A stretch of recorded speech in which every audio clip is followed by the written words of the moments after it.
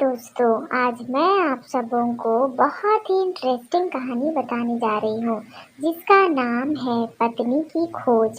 एक फूल का बगीचा था। वह फूल पोस्ता का फूल था। बहुत ही सुंदर बगीचा था। उस बगीचे में प्रतिदिन एक स्त्री जाया करती थी और बहुत सारे फूलों को तोड़ती और उस बगीचे में भी कुछ देर अपना समय बिताती थी। वह बगीचा बहुत ही खूबसूरत था। स्त्री अपना अधिकांश समय उसी बगीचे में बिताती थी। वहाँ का बहुत सारा फूलों को तोड़ती और बहुत ही मस्ती करती थी।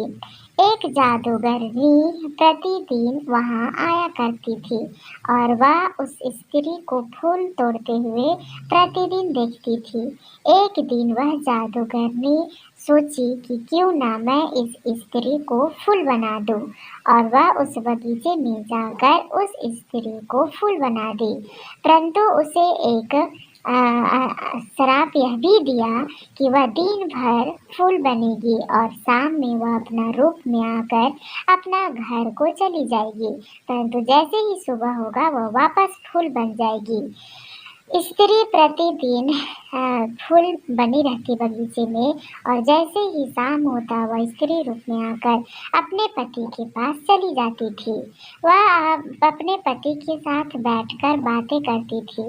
वह बोली कि अगर आप दूसरे दिन उस बगीचे में जाकर उसे पहचान लें, उस फूल को, तो वह अपना रूप में वापस चली आएगी। उसके पति दूसरे दिन वापस फूल के बगीचे में चले जाते हैं और वह अपनी पत्नी को ढूंढने लगता है। उसे पता चल जाता है कि जो ओस वाला फूल नहीं है वह उसकी पत्नी है, क्योंकि उसकी पत्नी रात में उसके पास रहती थी और वह उसी फूल पर ओस नहीं पड़ा था। वास्तव में वह अपनी पत्नी को खोज ही लिया और गले से लगाने के बाद वह उसे अपने घर को ले चला।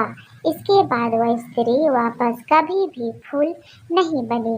दोस्तों, यह कहानी कैसा लगा आप प्लीज़ कमेंट करके बताएंगे और इस तरह का कहानी सुनने के लिए आप मेरे चैनल को सब्सक्राइब करना ना भूलें।